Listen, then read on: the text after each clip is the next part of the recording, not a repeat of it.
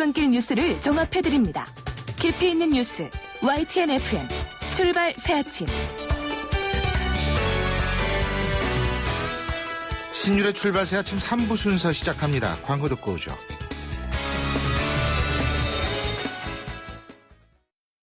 배우 박소연입니다.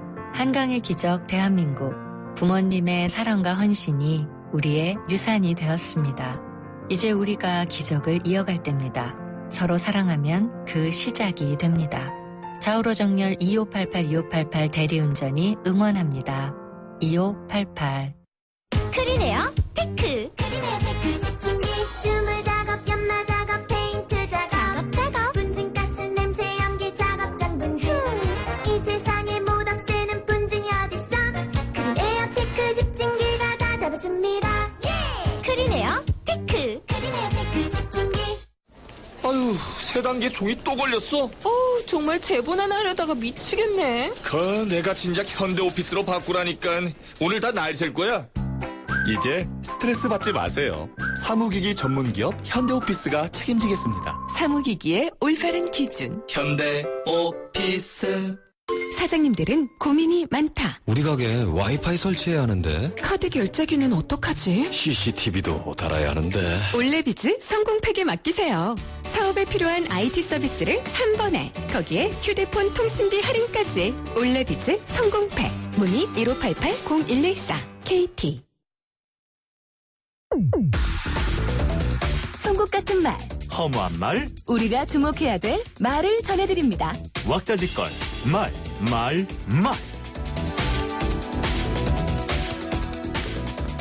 소녀상은 이전될 것이라고 생각한다. 아베 신조 일본 총리가 중의원 예산위원회에서 한 얘기입니다. 본인의 주관적 희망은 얼마든지 얘기할 수 있습니다. 하지만 총리라는 공인의 입장에선 그렇게 하면 안 됩니다. 일본은 자신들의 주관적 희망과 외교를 혼동해서는 안 됩니다.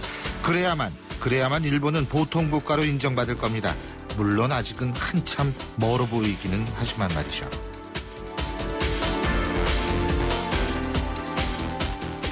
구순 생신을 감축드린다. 훗날 찾아뵙고 인사 올리겠다. 반기문 유엔 사무총장이 구순을 맞은 김종필 전 총리에게 보낸 축하 서한입니다. 반 총장이 재임 기간 중 김 전 총리에게 축하 서한을 보낸 건 이번이 처음인데요. 오랜 세월 충청권의 맹주였던 김 전 총리에게 생일 축하 서한을 보낸 것, 단순한 예우 차원이었을까요? 자신이 지금 유력 대권 주자로 거론되고 있음을 반 총장도 분명 잘 알고 있을 텐데요.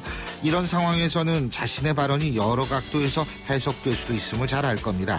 그래서 이번 반 총장의 발언은 더욱 관심을 끌 수밖에 없습니다. 본인의 진짜 의중일 수도 있으니까요.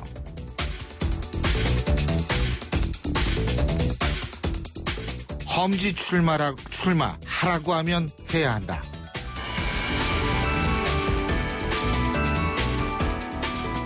정의학 국회의장이 불출마 여부를 물은 기자들의 질문에 한 답변입니다. 정의학 국회의장이 사실상 이번 총선 출마 뜻을 굳혀가고 있다는 얘기가 나오는데요. 정 의장이 말한 험지로는 광주가 거론되고 있죠. 국회의장이라는 자리는 일반적으로 정치인들이 가장 마지막으로 가길 원하는 자리입니다. 그래서 국회의장직 물러나면 국가 원로로서의 역할만 하는 것이 일반적인데요. 정의화 의장은 다를 것 같습니다. 그리고 그 시도가 우리 사회의 병폐에서 관련된 것이라면 박수를 받을 수도 있을 것이란 생각입니다. 원로라고 말로만 하라는 법은 없으니까요.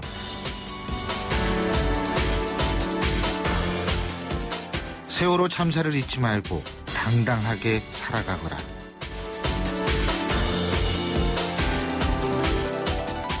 세월호 참사 생존 학생 장혜진 양의 아버지 장동원 씨가 한 얘기입니다. 어제 단원고에서 세월호 생존자 74명에 대한 졸업식이 열렸는데요. 유가족 협의회 측은 실종자들이 모두 가족의 품으로 돌아올 때까지 명예 졸업식을 잠정 연기하기로 했죠. 세월호는 분명 모두의 아픔으로 남을 겁니다. 너무나 아파서 다시 생각하기 싫은 그런 기억이 될 겁니다. 하지만 우리는 이런 아픔을 또 다른 용기로 만들 의무가 있습니다. 아프더라도 똑바로 쳐다볼 용기가 있어야 슬픈 역사가 반복되지 않을 것이기 때문입니다. 지금까지 왁자지껄 말말말이었습니다.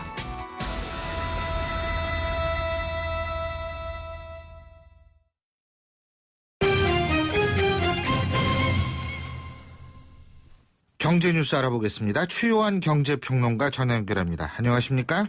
예, 안녕하십니까. 최요한입니다. 예, 농협중앙회가 말이에요. 어제 23대 중앙회 회장 선거를 실시했는데 농협중앙회 회장 선거 방식이 민선제로 전환된 이후 최초의 호남 출신 이 조합장이 새로 선출됐다고 그러죠? 예, 그렇습니다. 그 예. 농협은요. 예, 지금 NH농협은행, 그렇죠. 그리고 하나로 유통 등 31개 계열사를 거느린 굉장히 큰 조직이거든요. 그렇죠.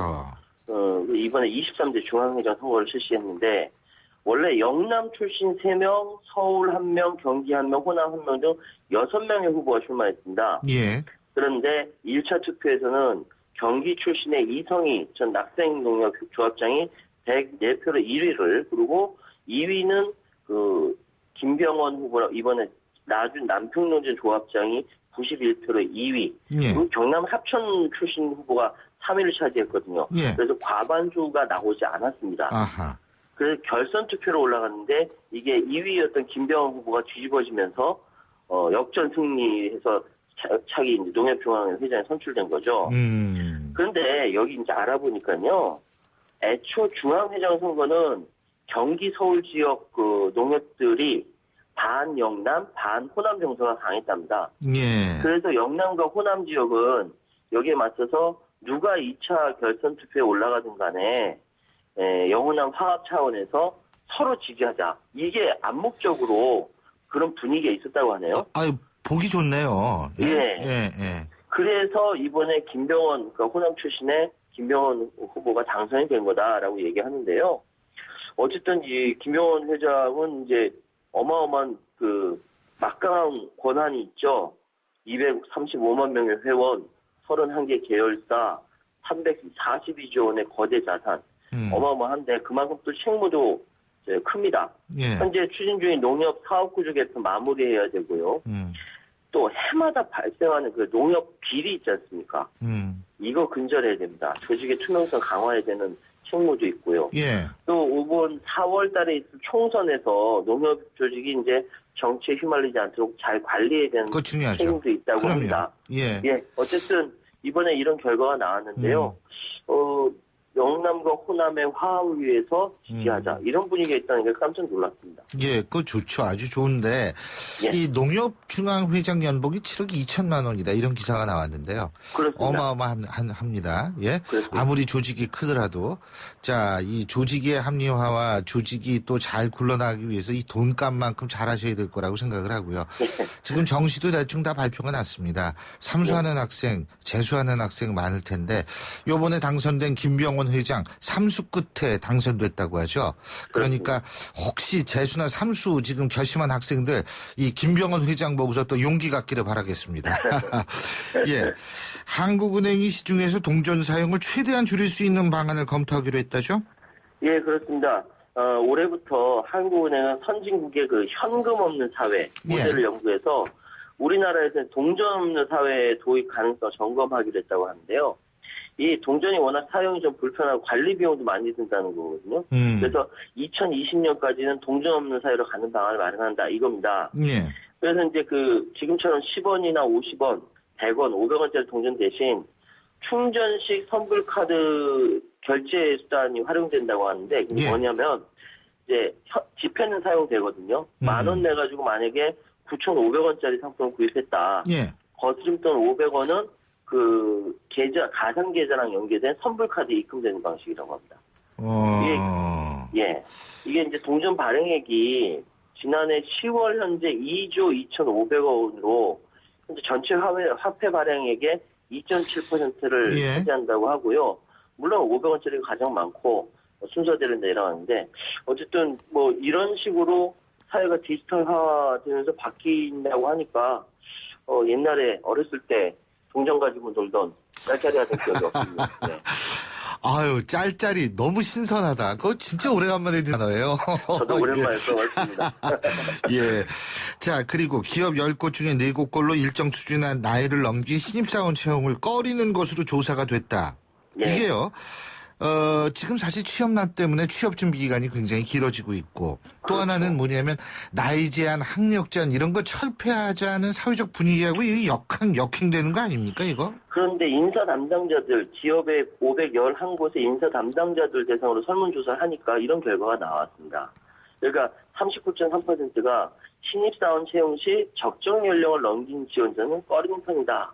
솔직하게 답변을 한 거죠. 예. 그 이유를 보니까 뭐 충분히 예상할 수 있는 거죠. 그러니까 기존 직원들이 불편해한다. 그리고 나이가 있는 만큼 좀 연봉이나 눈이 높은 거 아니냐. 또는 조직 위계 질서가 흔들릴 것 같다. 뭐 여러 가지 이야기가 있는데 채용 마지노선 연령을 이야기하더라고요. 이게 네. 남성은 30.3살 그리고 여성은 28.4살. 그러니까 남자가 30살, 여자가 28살이면은 이게 채용 마지노선이라고 얘기하는 겁니다. 네. 그러니까 뭐 실제로 응답 기업들 중에서 한 반수 정도가 다른 조건이 우수해도 나이를 이유로 탈락시킨 지원자가 있다 이렇게 고백을 했거든요. 그러니까 신입 지원자 나이는 이제 점점 이렇게 상승하는 추세인데 또 그리고 또 공백 기간이 긴 지원자에 대해서는 감점 처리하거나 탈락시키는 등 부정적인 평가를 하는 경우도 있다라고 하고요. 이 공백 기준은 이제 대학교 졸업 후 1년 이상이라는 응답이 가장 많았고, 뭐 졸업 후 2년, 뭐 6개월, 뭐 이렇게 얘기 나오는데. 그리고 졸업을 유예하는 학생들이 많기 때문에요. 그렇죠. 이 졸업 후 몇 년이라는 게 사실 의미가 없어요. 그렇습니다. 제가 이거 보면서 참 한심하다고 보는 게 왜 그러냐면, 아니, 뻑하면 뭐 창의성, 창조성, 뭐 능력 위주의 사회 이런 얘기 하면서 기존 직원들이 불편해서 조직 위계 질서가 흔들릴 것 같아서 이거 있잖아요. 이런 것들은 이게 전부 집단주의적 사고에서 나오는 거거든요. 예? 이런 집단주의적 사고 나오면서 무슨 개인의 능력, 창조력 얘기하고 있습니까? 말만 그런 거죠. 예, 이건 정말 아니라고 생각합니다. 이거 좀 기업들 정신 차려야 될 거라는 생각이 들고요. 자, 스위스의 한 세무서에서는 세금을 일찍 낼 때 주던 할인 혜택을 없애면서 가급적 늦게 내달라고 한다고. 야, 이것도 또 상식적으로 이해가 안 가네요. 오늘 계속 이게 상식적으로 이해 안 가는 얘기만 나오네? 예? 이게 이제 이렇게 이야기한답니다. 예. 세금 일찍 내주는 게 이제 반갑지 않습니다. 되시면 마감 기간에 임박해서 내주시기 바랍니다. 이렇게 얘기한다는데 예. 왜냐하면은 스위스 중부에 자리한 주쿠주의 세무부서가 이렇게 실제로 얘기했는데 아하. 뭐 이유가 있습니다. 이유는 심각합니다. 뭐냐면은 마이너스 금리 때문에 그렇습니다. 스위스 중앙은행이 기준금리를 0% 아래로 내려서 현재 마이너스 0.75%라고 하는데요. 돈을 내야 되는군요. 그렇죠. 시중은행들의 그 부담을 이제 고객 예금자들한테 떠넘긴다는 겁니다. 예. 그러니까 이제 돈을 맡기면 이제 이자를 받는 게 그렇죠. 돈을 내게 낸다는 되는 거죠. 거죠. 보관료를 내는 것이 쉽게 얘기하면. 그렇죠. 돈 보관료를 내는 거죠. 근데 그 스위스 중앙은행의 수출 경쟁력을 높이려면은 자국 화폐인 스위스 프랑 가치를 떨어뜨릴 필요가 있다고 보고 이 마이너스 기준금리를 지금 시행하고 있다고 하는데요. 주쿠주는 그 납부 혜택이 큰 게 이번 조처를 서두르게 하게 된 배경이 됐다고 합니다. 그러니까 세금을 일찍 많이 거둘수록 마이너스 금리 부과 대상에서 손해볼 가능성이 높기 때문에 아직 마이너스 금리를 물고 있지 않지만 곧 대상 대화가 될 수밖에 없다. 이게 이제 판단해서 마이너스 금리 시대의 재테크 전략이다 뭐 이렇게 얘기하고 있네요. 그리고 이 주쿠주를 따라서 다른 주들도 이제 따라한다. 뭐 이렇게 예상되고 있고요. 근데 문제는 이런 상태가 길어지면 금융체계가 당연히 왜곡될 수밖에 없는 거죠. 예. 그래서 기준금리 수준 역시 올해 금융시장 마이너스로 계속 갈 것 같다. 이렇게 얘기하면서 이 방침은 변하지 않는다고 합니다. 미국은 금리 올리고 유럽은 금리 내리고 참 우리도 여러 가지로 그리고 또 유가는 뭐 계속 떨어지고 이거 참 걱정입니다. 예, 오늘 말씀 여기까지 듣죠. 고맙습니다. 예, 감사합니다. 예, 지금까지 최요한 경제평론가였습니다.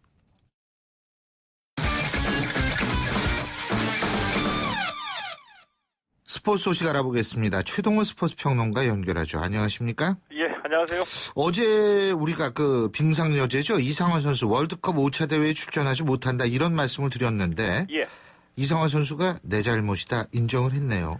예, 어제 이상화 선수가 새로 입단하게 되는 이 스포츠토토 빙상팀 창단식이 있었거든요. 예. 이 자리에서 이 월드컵 5차 대회에 출전할 수 없게 된 거 내 잘못이라고 인정을 했습니다. 그동안 예. 이 캐나다에서 전지훈련을 하다 보니까 예. 연맹의 이 사전 공지 제도를 알지 못했다라고 해명을 했고요. 이상화 선수 지난달에 이 대표 선수 선발전에 참가하지 않아서 이 스프린트 세계 선수권 대회하고 월드컵 5차 대회 출전할 수 없게 됐는데 이 빙상연맹이 이상화 선수가 이 세계적인 선수인 건 틀림이 없지만 대표 선발전에 참가하지 않았기 때문에 원칙을 지키겠다. 그래서 월드컵 5차 대회 출전권 배정하지 않겠다. 이렇게 결정했습니다. 예. 자, 그리고 최근에 체육계가 좀 모습이 달라지는 것 같은데 사재혁 선수 폭행 사건도 이례적으로 중징계를 내렸고 이 원칙대로 간다는 모습이 자주 보이는 모양이죠? 예, 좀 긍정적인 변화라고 저는 보는데요. 그렇죠. 예, 최근 2, 3년 사이에 워낙 이 승부 조작이나 입시 비리 폭행 같은 사건들이 워낙 많았기 때문에 이 정부에서도 체육계 개혁에 드라이브를 걸고 있고요. 또 체육계가 좀 변해야지 된다. 이런 여론의 압박도 사실 좀 강하게 있거든요. 이런 개혁에 대한 요구를 좀 수용하는 듯한 자세이거든요. 말씀하신 대로 올림픽을 앞둔 시점인데 이 메달권에 있는 역도 사재혁 선수 이 폭행 때문에 사실상 은퇴시켰고요. 또 마카오 원정 도박했던 이 임창용 오수환 선수에게도 KBO가 중징계를 내렸거든요. 빙산연맹도 이상화 선수라고 하더라도 원칙을 지키겠다 이런 자세를 보인 건데 뭐 긍정적인 변화라고 봅니다. 근데 이 원칙 얘기인데 이것도 이런 거는 조금 좀 그 융통성 있게 하는 게 어떤가 이런 생각이 드는 부분이 여자 피겨 유망주 유영 선수 말이에요.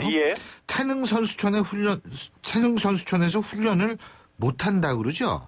예, 그렇습니다. 이 유영 선수도 이 시간을 통해서 이제 소개를 드렸고요. 지난해까지 유영 선수가 국가대표로 태릉 선수촌에서 훈련을 했는데 이 규정이 바뀌어가지고 올 시즌부터 이제 국가대표는 13세 미만은 대표로 선발하지 않는다라고 바뀐 겁니다. 그래서 이제 유영 선수가 국가대표로 선발되지 못했고요. 이렇게 되면 좀 이 당장에 좀 큰 일이 태릉 선수촌에서 훈련할 수 없게 되는 건데 축구나 야구하고는 다르게 국내에 이 아이스링크가 많지 않으니까 피겨 선수들은 참 훈련할 데가 없거든요. 그렇죠.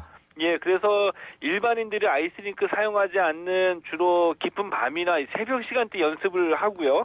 또 급하면은 일반인들하고 같이 그냥 훈련하기도 합니다. 이렇게 되면 이제 부상의 위험도 좀 많아지고 이 훈련의 질도 문제가 되기 때문에 유영 선수에게 태릉 선수처럼 훈련할 수 있는 기회를 줘야 된다는 이런 의견이 많이 나오고 있는 거거든요. 그래서 이 부분도 지금 빙상연맹이 지금 유영 선수에게 이 태릉 선수촌 기회를 좀 주는 쪽으로 지혜를 모아보겠다 이런 입장을 현재 취하고 있습니다. 글쎄요, 이런 원칙은 조금 융통성 있게 운영할 필요가 있죠. 유망주 육성이라는 명분이 있으니까요. 그럼요. 그리고 리우올림픽 아시아 지역 최종 예선정 막을 올렸는데 B조의 북한이 오늘 일본하고 첫 경기를 치르죠. 근데 그렇습니다. 응원단 1000여 명을 동원한다고요? 저도 이 얘기 처음 듣고도 깜짝 놀라서 한번 기사를 봤거든요. 아유, 대단하네. 오늘 밤 10시 30분에 올림픽 아시아 지역 최종 예선 북한이 일본하고 첫 경기를 치르는데 이 감독이 1000명의 응원단을 동원할 거다 이렇게 얘기를 했습니다. 알고 보니까 이 카타르가 월드컵 대회 장소가 카타르거든요. 월드컵 앞두고 있어서 경기장도 짓고 이 인프라 건설하느라고 건설 한창 붐이 일고 있습니다. 여기에 북한 노동자들이 한 3,000여 명 정도 일하고 있다고 그래요. 이들 중에 일부가 오늘 경기 보러 온다는 겁니다. 예, 그렇군요. 잘 알겠습니다. 자, 어떤 결과가 나올지 한번 보죠. 오늘 말씀 여기까지 듣겠습니다. 고맙습니다. 예, 고맙습니다. 최동훈 스포츠 평론가였습니다. 신율의 출발 새 아침 3부 순서는 여기서 줄입니다. 잠시 뒤 4부에서 뵙죠.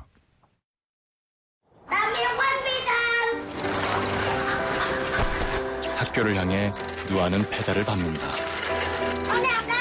가난이 따라오지 못할 만큼 힘차게.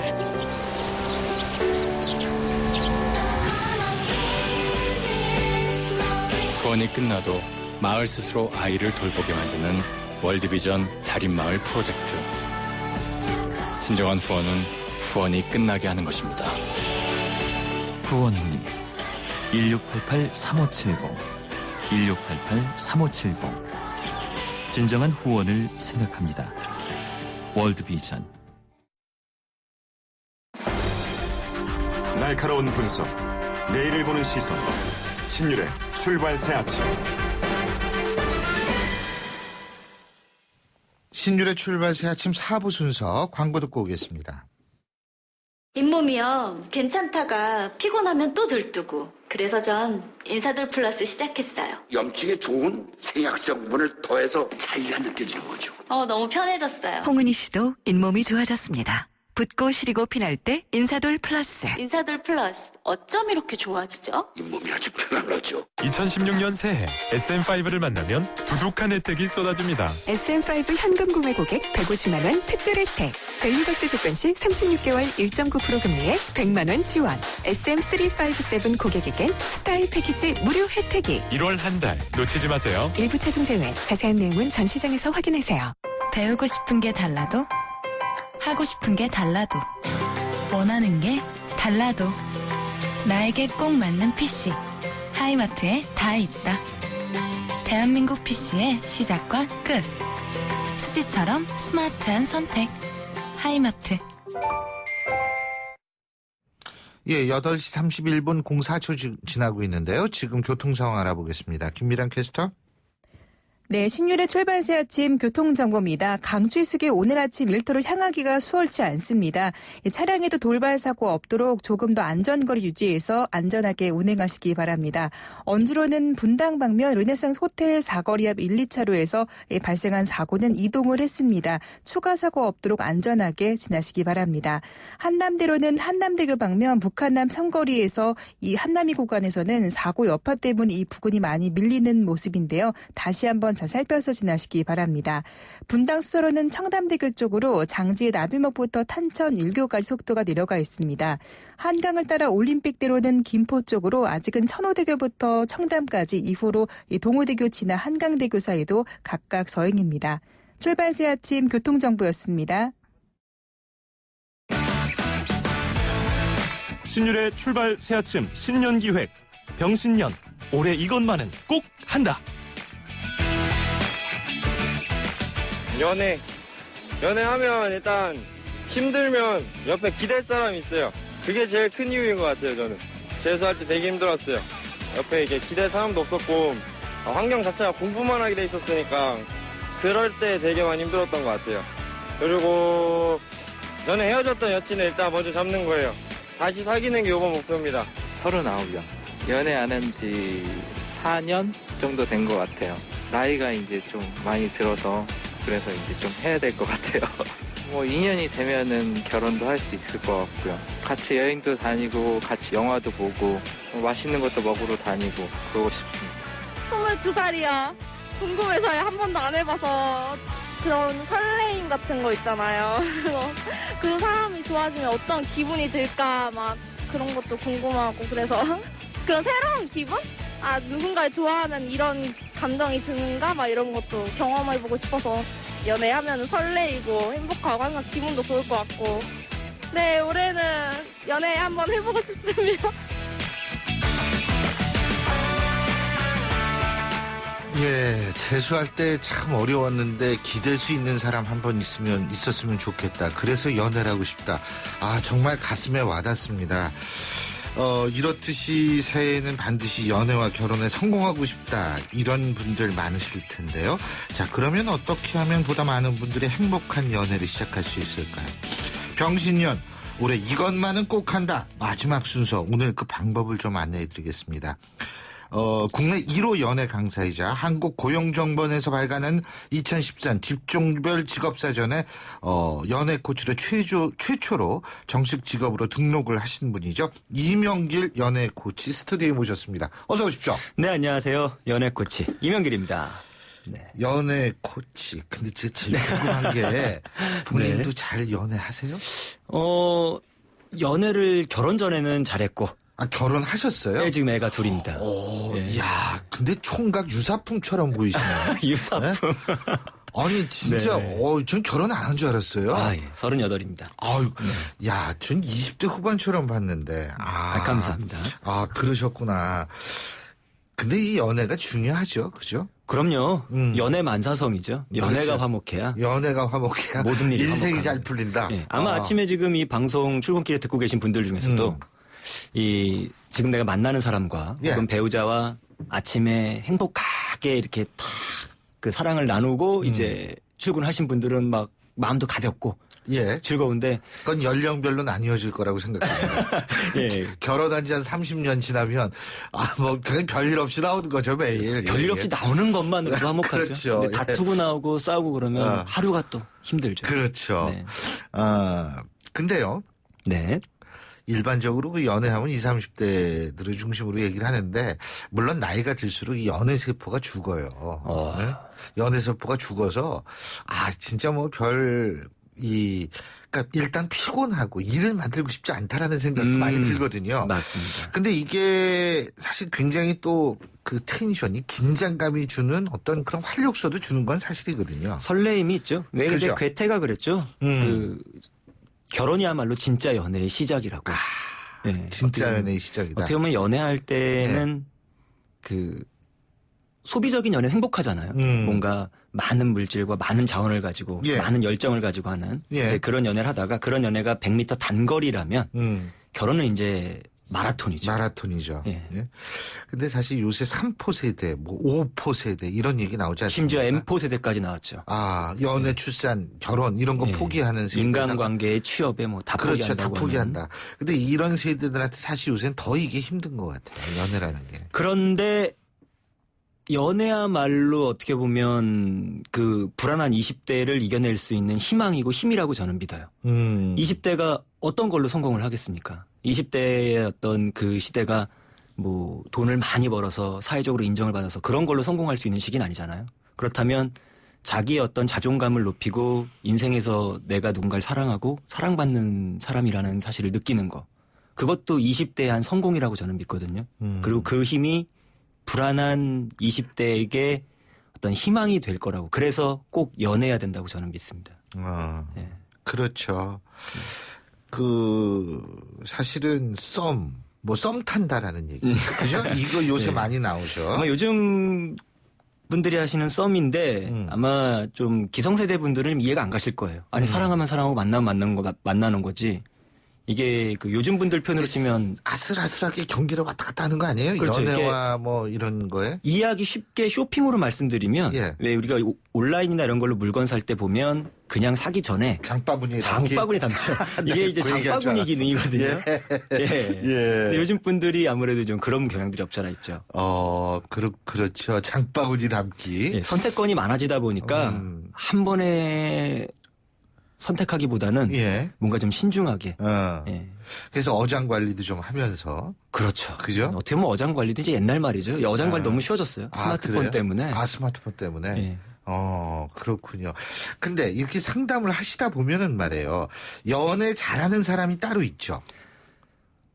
기본적으로는 성향들이 있습니다. 어떤 성향입니까? 남성들 같은 경우는 거절을 두려워하지 않고, 그리고 거절을 두려워하지 않고 기본적으로는 좀 두꺼워야 되는구나. 기본적으로는 자기 확신이 있는 분들이 연애를 잘해요. 자기 확신. 쉽게 말하면 당신이라면 당신과 연애하겠습니까? 라는 질문에 당당할 수 있는 분들. 저는 있잖아요. 남성의 입장에서 볼 때는 모성애를 자극할 수 있는 남자가 연애를 더 잘할 거라고 생각을 했는데 그게 아닌 모양이죠. 그것도 케이스 바이 케이스긴 한데 교수님이라면 교수님과 연애하시겠습니까? 저라면 저랑 연애하는 거. 당연히 여자라면. 하죠. 끼가 있으시다. 별 말씀을. 별 말씀을. 근데 그렇군요. 그러고 그러니까 지금 연애를 잘 못하시는 분들 같은 경우에 보통 왔다. 그러면 어떤 팁을 주세요? 여러 가지 팁들이 있는데 이제 방송상 한 가지만 딱 말씀드리면 우리가 흔히 밀당이라는 표현 쓰지 않습니까? 그렇죠. 이 연애 초반의 밀당은 잘못된 표현입니다. 당밀이 맞습니다. 당밀. 당밀. 밀당이 당면도 생각나고 그건 뭐예요? 당기고 미는 거죠. 밀고 당기는 게 아니고. 밀고 당기는 게 아니고. 뭔가 민다. 상대를 밀려면 내가 연락을 안 했을 때 그 상대가 나를 궁금해할 정도까지는 일단 당길 줄 알아야 됩니다. 근데 그게 힘들죠. 그러니까 그 방법을 알려드리는 거죠. 그 방법을. 그렇죠. 여기서는 못 알려주시는 거죠. 한 시간이 좀 필요해가지고. 그래요? 네. 그거 당기고 민다. 그렇죠. 왜냐하면 그냥 궁금하게 밀면, 만든다. 요즘 남자들 같은 경우는 10번씩 찍지 않아요. 그렇죠. 2번? 그것도 뭐 코코아톡 이런 걸로 예, 2번 정도 말 걸고 답 없으면 포기해버리죠. 예, 그런 남자들을 어떻게 끌어들여야 되는지 그리고 남성분들은 여성들에게 어떻게 다가가야 되는지 그런 부분에 코칭들을 해드리죠. 어떻게 다가가야 돼? 아니 근데 여성들의 입장에서는 또 어떻습니까? 여성들의 입장에서는 이제 접근과 대시라고 하죠. 접근과 대시. 예, 예. 일반적으로 이제 대시는 예. 상대에게 내가 직접적으로 상대를 좋아한다는 어떤 고백의 의미고 예. 접근 같은 경우는 상대에게 스며드는 그런 전략이거든요. 그래서 여성들에게는 그러니까 예를 들면 여성분들은 보통 내가 누군가를 좋아하면 그 상대에게 이제 직접적으로 진심을 담아 얘기하면 상대가 받아줄 거라고 믿는데 실제로는 그렇지가 않아요. 그러면 상대에게 어떻게 접근을 해야 되느냐. 이건 케이스로 이제 설명을 드려야 되는데 예를 들면 오빠 저 영화 한 편 보여주세요. 접근일까요? 대실까요? 모르죠 그거야. 접근이죠. 접근이에요. 예, 이 말을 듣고 상대가 얘가 날 좋아하나? 혹시 나한테 관심 있나? 라는 느낌을 심어주는 것. 근데 그게 실제로 관심이 있으니까 그러는 거 아니에요? 관심이 있으니까 하긴 하는 거죠. 네. 하지만 직접적으로 저 오빠 좋아하는데 오빠는 저 어떻게 생각하세요? 이거보다는 차라리 영화 한 편 보여주세요가 더 효과적인 거죠. 그러니까 이런 식으로 그 케이스에 맞게 어떤 사람마다 어떤 처해 있는 상황들이 틀리니까 그 상황에 맞게 이제 해결책을 이제 함께 고민해드리죠. 뭐 여자가 먼저 저녁을 먹자고 한다든지 여러 가지 방법들이 있죠. 그 상황이 이제 그렇게 해도 무리가 없는 상황인지 아닌 상황인지를 이제 판단해드리는 역할들을 합니다. 그 판단을 해준다. 네. 그렇죠. 근데 어쨌든 연애 궁극적인 여러 가지 이 좋은 점들도 있고, 근데 궁극적인 목적은 뭐라고 보세요? 행복이죠. 행복. 예, 즐거움이고. 즐거움. 예. 사실은 그 연애가 어떤 때는 지나치게 고통스러울 때도 있거든요. 어떻게 보면 사실 어떤 사람을 너무 집중해서 좋아하다 보면 식욕도 떨어지고, 예? 그 사람 생각 때문에 그런 거 사실 경험해 보지 못하나요? 요새 젊은 아니죠, 사람들은 누구나 경험하는 그런 감정. 왜냐하면 이게 그 연애 밸런스가 이 얘기 끝내고 나만 그랬나? 뭐 이런 생각했는데. 예. 아니요. 사랑은 보편적인 감정이죠. 왜냐하면 개개인마다 처해 있는 상황이 틀린 것 같지만 예전에 우리 할아버지 세대가 하던 그런 사랑과 우리 세대가 지금 하는 사랑이 표현의 방식이 달라졌을 뿐이지 그 근본적인 감정 자체는 크게 달라지지 않았습니다. 그렇죠. 예, 그래서 내가 누군가를 좋아하고 그 사람이 날 좋아하는 감정이 밸런스가 맞으면 상관이 없지만 보통 이게 맞지가 않죠. 그러다 보니까 그런 어떤 아픔의 감정이 느끼는 건데 그 감정도 사랑이죠. 예, 왜냐하면 아프지 않는 사랑은 어떻게 보면 또 사랑이 아니기도 하죠. 맞습니다. 네. 그러니까 이게 참 이 연애 그래요. 여러분들 중에서 연애 세포 다 죽었다고 생각하시는 분들 많을 텐데 그 세포는 언제든지 재생 가능하다. 아마 이렇게 생각하시면 될 겁니다. 연애 코치라는 직업이 생소하실 거예요. 네. 예, 야, 세상 정말 이런 것도 돈 주고 배우나 하실 정도로 생소하실 텐데 상담이 필요하죠. 아무래도 이게 스마트폰이 생기고 그렇죠. 사람들끼리 면대면 커뮤니케이션이 좀 많이 줄어들다 보니까 남녀 간의 만남에 대해서는 걱정하시는 분들이 많이 늘어났습니다. 그렇죠. 어쨌든 우리 이 이명길 연애 코치의 그 얘기 쭉 들으셔가지고 올해는 꼭 성공적인 연애 그래서 잘하면 결혼까지 갈 수 있는 그런 한 해가 되시길 바라겠습니다. 오늘 말씀 여기까지 듣죠. 고맙습니다. 네, 감사합니다. 예, 지금까지 이명길 연애 코치와 함께했습니다. 여러분은 지금 FM 94.5MHz로 방송되고 있는 신율의 출발 새 아침을 듣고 계십니다. 의견 주실 분은 짧은 문자 50원, 긴 문자 100원의 이용료가 드는 휴대전화 문자 메시지 샵 0945번으로 의견 남기실 수 있습니다.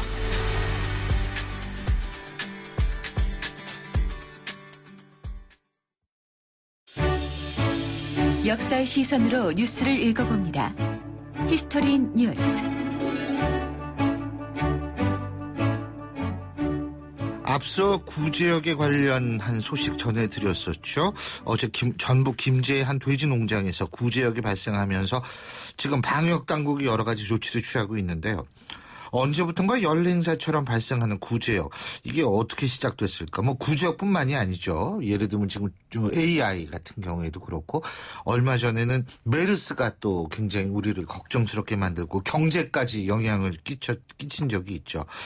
그래서 역사를 돌아보면은 큰 전염병이 창궐한 경우가 많았는데 이 전염병의 극복의 역사. 그래서 오늘 한번 정리해 보겠습니다. 히스토리 뉴스 한양대학교 동아시아 문제연구소 전우영 교수 스튜디오에 모셨습니다. 전 박사님 어서 오십시오. 네, 안녕하세요. 예. 구제역. 이게 제가 보면 이름을 보면 이게 오래된 병 같아요. 구제역. 이게 무슨 뜻인가 사람 잘 모르고 그죠? 발굽이 갈라진 동물에게 발생하는 그 전염병이다 이런 얘기라서요. 예. 용어로는 나온 지가 얼마 안 됐습니다. 그래요? 1930년대 중반경부터. 그 오래됐죠. 30년대 중반이면. 뭐 한 80년. 예, 예. 그러니까 소를 기른 역사는 거의 이제 9,000년 정도 돼 가는데. 이런 질병에 대한 이제 개념이 형성된 것이 용어로는 1910년대에 나오고요. 발병 기록은 35년에 처음 나오기 때문에 한 80년 된 질병이다. 소에 걸린 질병이다. 이렇게 보시면 될 것 같습니다. 이게 그러니까 예전에도 이게 뭐 이렇게 물집 생긴 거 이런 것 때문에 이제 발견이 된 거죠. 그러니까. 소에 걸리는 질병이 뭐 이거 말고 이제 우역이라고 부르는 게 또 따로 있었고요. 근데 이게 우역이라고 하는 거는 2008년도인가요? 그 WHO가 이제 천연두처럼 인간에게 걸린 천연두처럼 이제 소멸됐다. 완전히 멸종됐다고 선언을 했기 때문에 사라졌고요. 그 대신에 좀 문제가 되고 있는 것이 이제 구제역인 거죠. 근데 이 기록상으로는 그런데요. 조선시대 조선시대도 이 질병이 없었다고 단정하기는 좀 쉽지는 않을 것 같습니다. 그렇겠죠. 예. 증상이 비슷하다. 뭐 다른 질병이긴 하지만 우리가 뭐 직접 소가 돼서 겪어볼 수 있는 상황은 아니니까 그렇죠. 구체적으로. 예. 그래서 이런 이제 우역으로 인해서 조선시대에는 피해가 굉장히 시대에도 피해가 굉장히 많았죠.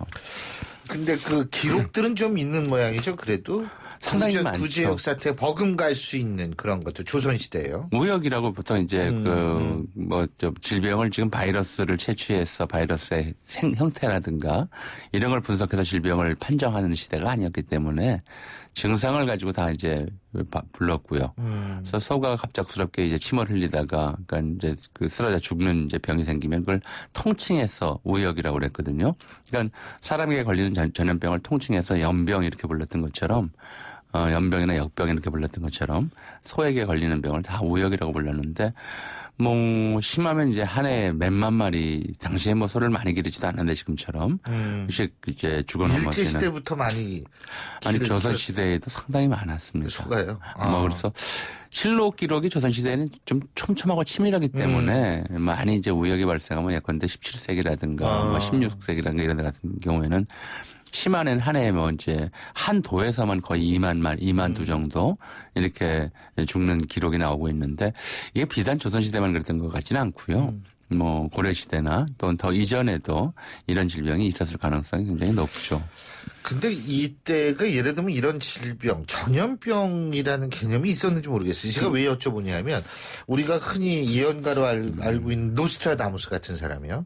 노스트라다무스가 의사였었거든요. 근데 그때 이제 페스트 이게 막 프랑스에도 창궐하고 있는데 이때 이게 사람과 사람 사이에 옮는다라는 식으로 해서 예를 들면 시체를 태우라고 그러든지 이런 거 얘기했던 의사. 그래서 이제 그거 유명해져서 궁중까지 갔는데 궁중의로. 그때 당시에도 그러니까 페스트가 전염병이라는 개념을 몰랐듯이 이때 당시에도 전염병이라는 개념이 있었는지 좀 그게 궁금해요. 연병이라는 말 자체가 옮긴다는 거기 때문에 우리말에서는 이제 병에 대해서 여러 가지 용어를 쓰죠. 예. 병에 걸리기도 하고 병에 들기도 하고 병이 나기도 하고 병이 옮기도 하고 그러니까 여러 형태로 이제 병이 나는 원인 기존 그 원인들에 대한 여러 형태의 개념이 있었고요. 연병이라고 부르는 이름 자체는 이제 연병 또는 역병이라고 부르는 것은 한꺼번에 다량 또는 다수에게서 발생하는 병이기 때문에 이건 옮는 거다라고 하는 개념은 있었습니다. 다만 이제 병을 옮기는 원인이 현대와 같이 이제 세균이라든가 바이러스를 생각하는 건 아니고 무슨 기운이거나 아니면 신의 분노이거나 이런 것 때문에 집단 발생한다. 이렇게 생각하는 견해들은 뭐 아주 옛날부터 경험적으로 존재했던 거죠. 그럼 박사님이 보실 때 우리나라에서 가장 좀 파괴적이고 무서웠던 전염병 어떤 게 있을까요? 이건 19세기 이전까지는 뭐 가축으로 이제 얘기하면 가축에 대해서는 이제 뭐 재산상의 손실로 인식가 됐고요. 파괴적이고 무섭다고 하는 것은 우리나라뿐만 아니라 전 세계적으로 사실 유럽 중심의 역사 속에서 패스트가 얘기가 되는 것이지 세계적으로 보자면 언제나 그 천연두였습니다. 그러니까 의료사 천연두. 예, 그 가장 많은 사람을 죽인 질병이 바로 천연두였죠. 두창이라고 부르는. 그죠. 얼굴에 이제 이렇게 나왔을 때 나타나는 이제 그 후유장애가 그 곰보가 되는 것이고요. 이 질병이 가장 많은 사람을 죽였던 것이고요. 사람이 의료사 영역에서는 그렇게 얘기를 합니다. 그러니까 이제 이걸 인수공통 전염병이라고 하는데요.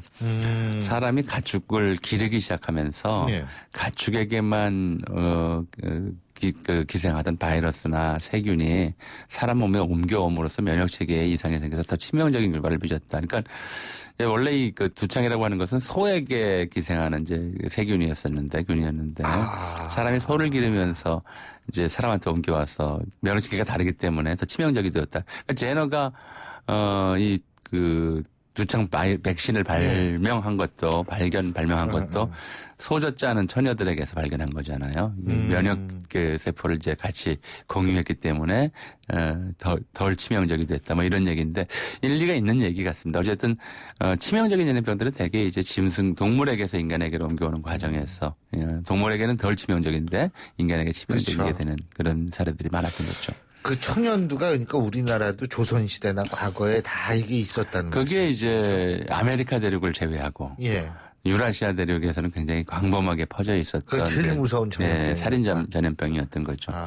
패스트가 문제가 된 것은 이제 아시아와 유럽의 교류가 이제 시작된 거 주로 이제 징기스칸의 유럽 정벌, 그러니까 몽골족에 그 과정에서 이제 중앙아시아의 들쥐에게 기생하던 패스트균이 유럽으로 들어가면서 면역세포가 없던 유럽인들을 공격함으로써 훨씬 더 치명적이 되었다. 뭐 이런 이야기들이 있죠. 그리고 천연두는 이제 역시 남미에는 없었기 때문에 남미에는 소가 없거든요. 남미에는 본래 이제 자생하는 소가 없었죠. 그래서 천연두에 대해서는 전혀 면역세포가 없었는데 이게 이제 유럽인들이 남미로 들어가면서 소를 갖다 주면서 이 남미 전체 인구의 원주민들 전체 인구의 80% 이상 뭐 심하게 크게 보는 분들은 이제 90%까지 거의 이제 몰살하는 이런 식의 엄청난 파괴력을 보냈던 것이 또 천연두이기도 하고요. 이게 이제 그런 말씀 하시니까 제가 좀 드는 생각이 우리가 여태 지금 갖고 있는 부분 중에 하나가 과학에 대한 과신이라고 저는 생각하거든요.